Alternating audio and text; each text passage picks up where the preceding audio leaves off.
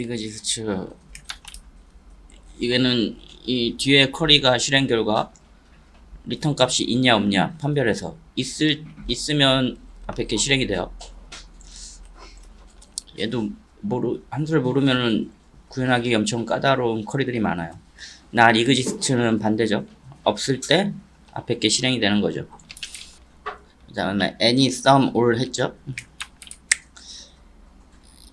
any하고 sum은 같다고 생각하시면 될 거고요. all은 모든 데이터를 만족할 때, 얘는 하나의 데이터라도 만족하면, 그래서 or 느낌이 나고 얘는 and 느낌이 난다 그랬어요. 그래서 요 30일 때 요게 작냐, 같거나 작냐 물어보고 있죠. 요 4개 중에 하나만 맞으면 동작해요. 샐러리가 30, 90, 170보다 작으면, 이 중에 한 개라도 맞으면 동작해요. sum 같은 의미고요. all은 모두 만족해야 동작해요. 그 다음에 범위 조인 했죠. 범위 조인. 요 사이에 1부터 3 사이에 이 컬럼하고 사이 값을 찾아서 서로 매핑해 주고 싶은 거예요. 그래서 1은 여기 보면 중복된 값이 없죠. 1은 얘랑 매핑이 되죠. 상 나오고 8은 여기에 매핑이 되네요. 이런 걸 구할 일이 좀 있죠. 자, 그래서 이거 구하는 방법이 범위 조인할 때 범위로 조인하면 돼요. 1부터 3 사이에 있는 애들은 얘네요. 상으로 처리하고 4부터 6 사이에 있는 애들은 이런 애들 중으로 처리하고 그렇게 하면 되죠. 그래서 조인의 범위가 어디 갔나? 이렇게 조인의 범위가 조인의 조건절이 범위로 들어가서 범위 조인이라 그래요. 그래서 어떤 등급에 대해서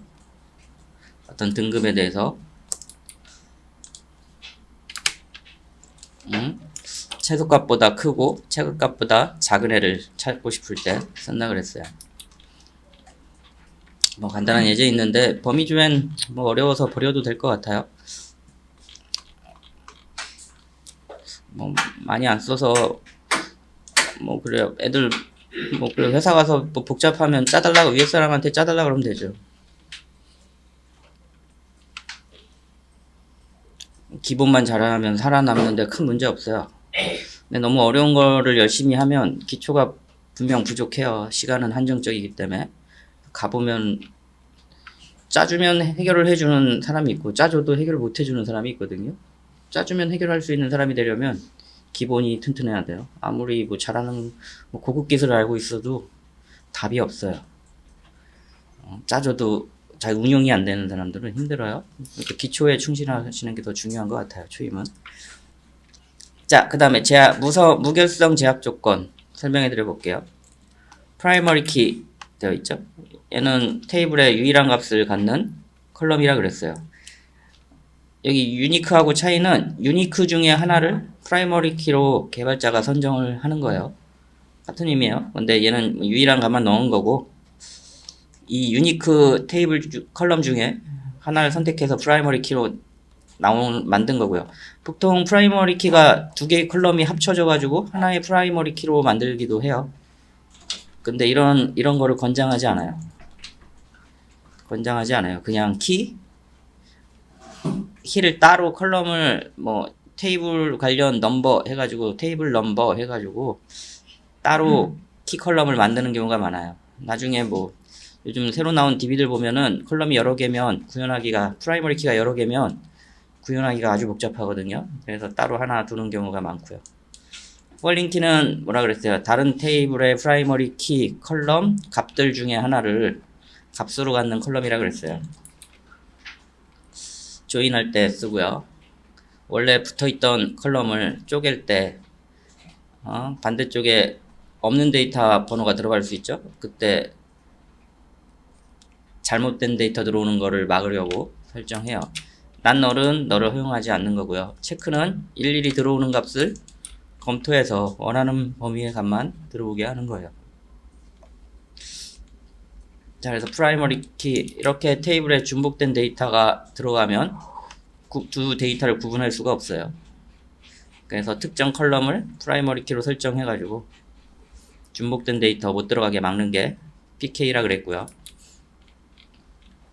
실습 해보시라 그랬어요. 그 다음에 폴링 키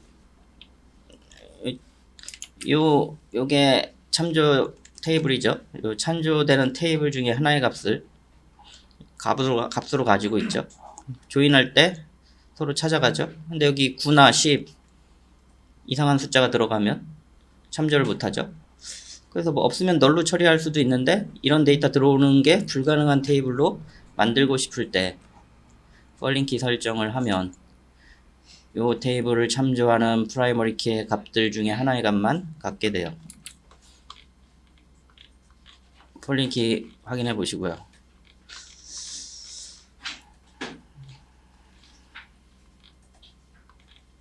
자, 그래서 나머지 살펴보면 A1 테이블을 유니크로 만들려면 테이블 만들 때 유니크 하면 되고요.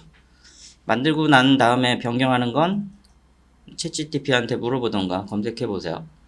대부분 만들 때 하세요. alter number not null. 널이 포함되지 않는 컬럼을 만들고 싶으면 이 두 개 다 적용하고 싶으면 한 칸 띄워서 계속 써주시면 되고요. 디폴트 값은 누가 널을 넣으면 기본적으로 1 값이 들어가요. 누가 널을 넣으려고 그러면 기본값으로 1이 들어가요. 설정을 안 하면 1이 들어가요. 평상시 설정을 안 하면 널이 들어가던 컬럼이 설정해 놓으면 1로 들어가요. 체크는 A4 컬럼이 0보다 큰, 그러니까 이 A4 컬럼은 양수만 저장할 수 있는 컬럼이 되는 거예요. 그런 용도로 쓰여요. 확인해 보시고요.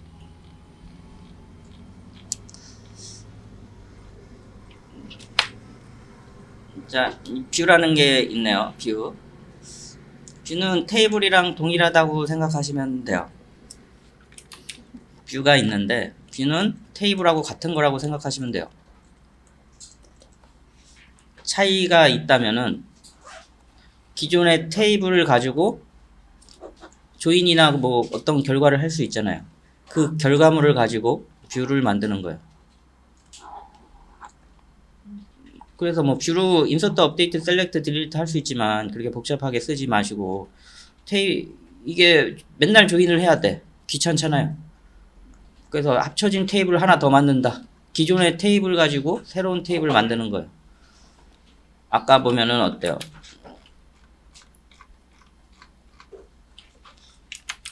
테이블 하나, 테이블 두 개 있죠? 원래 이 테이블 가는 작업 이렇게 조인해야 되죠? 귀찮아. 이게 매번 있어, 매번. 그럼 기존 테이블 가지고 요 합쳐진 테이블을 하나 더 만드는 거예요. 그럼 어떻게 돼요?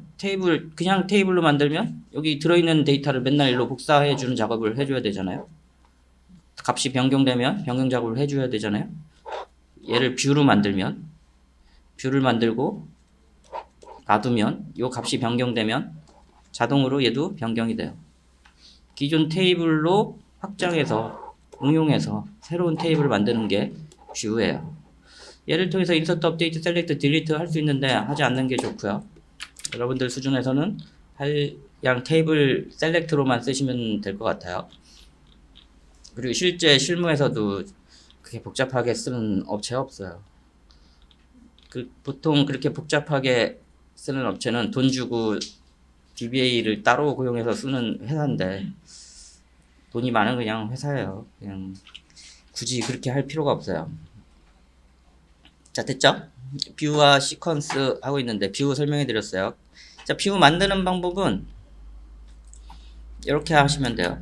원래 이런 쿼리를 많이 쓴다고 생각해 봐요. 사원이 이름과 해당 사원이 일하는 부서 이름을 출력해 보자. 이런 작업을 많이 한다고 생각해 보세요.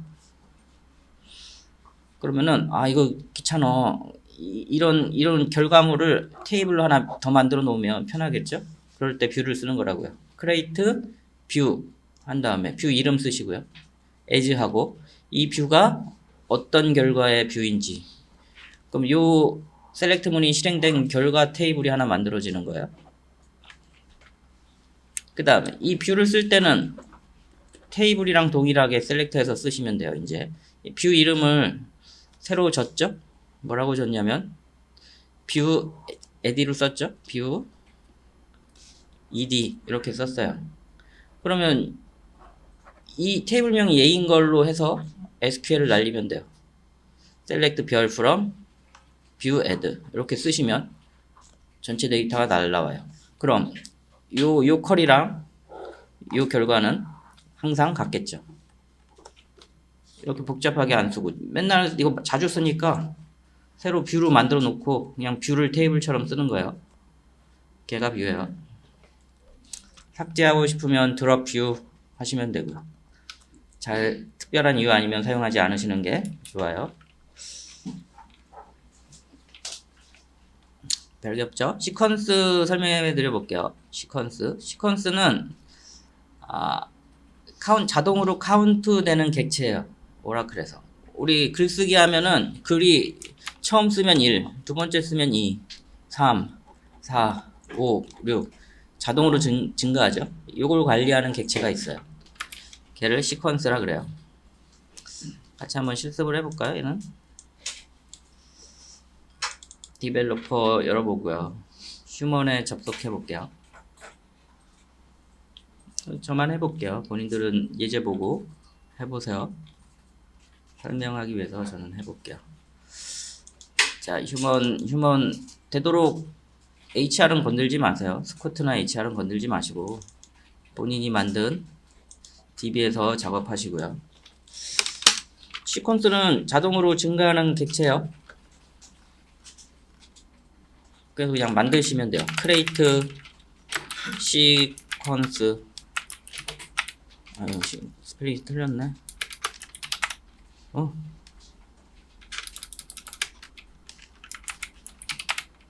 create 시퀀스 하고 본인 변수명처럼 지면 돼요. my counter 대소문자를 구분 안 하는데 그냥 my counter 이렇게 하면은 시퀀스가 만들어져요. 그래서 실행하면은 이렇게 처리가 돼요. my counter 여기 생성이 됐다고 뜨죠? 그래요.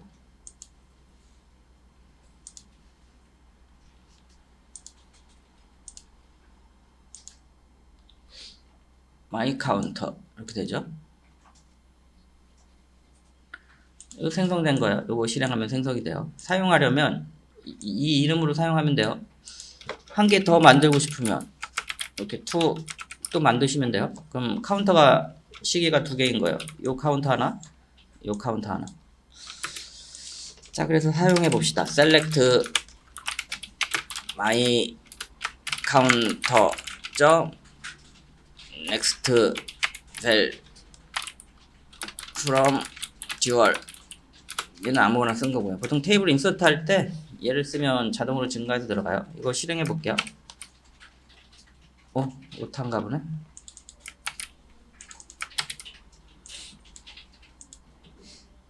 뭐, 1 나오죠? 한 번 더 실행해 보세요. 이 실행할 때마다 사용할 때마다 하나씩 증가하는 카운터요. 자, 현재 값을 읽어보고 싶으면 my counter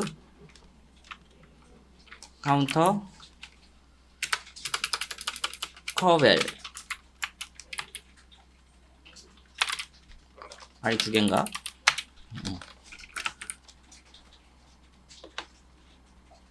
넥스트 다음 값 현재 값 위치를 바꿨어야 좀 더 보기가 편하겠네.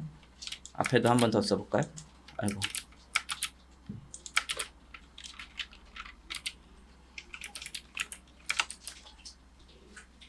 그래도 이렇게 되네. 따로따로 실행해야지 명확할 것 같아요. 복사해서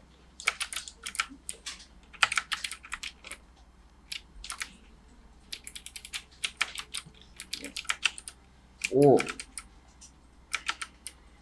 뭐야? 두 개 썼구나.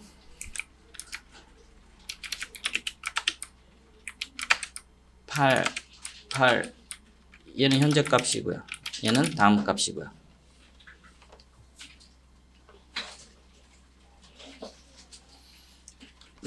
얘는 얘랑 독립적으로 운영되는 시퀀스를 하나 더 선언한 거죠.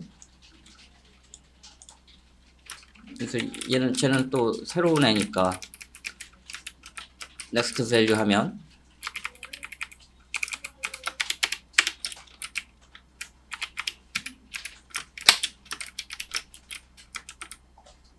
일이 되죠. 다른 애죠. 얘는 8이고 얘는 1이고 이것도 하면 얘는 2 되고 얘는 9 되고 이렇게 되죠.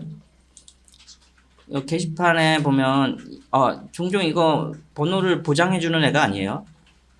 그래서 1, 2, 3, 4, 5, 6, 7, 8, 9 서버 껐다 키면은 띄어요. 그래서 이걸 얘로 반드시 뭘 해야 되는 작업하는 게 아니에요. 간단히 카운트를 사용할 애 쓰는 거고요. 반드시 보장받아야 되면 본인이 프로그램으로 짜가지고 쓰셔야 돼요. 얘는 간단하게 숫자 넣는 거예요. 맨날 이거 카운트 용도를 이상하게 쓰시는 분들이 있어요. 얘는 그냥 의미 없이 카운팅 되는 애를 써야지, 의미가 있어서 중요도가 높아가면 본인들이 관리하는 내용으로 프로그램을 새로 만들어 쓰셔야 돼요. 껐다 키면 순서가 틀어져요. 이게 오라클이 워낙 오래된 프로그램이어가지고 이 숫자 카운팅 하는 것도 리소스를 많이 잡아먹어서 미리 만들어 놔요. 미리. 그래서 해보면 나중에 중간에 튀면 껐다 키면 요 숫자가 튀어요.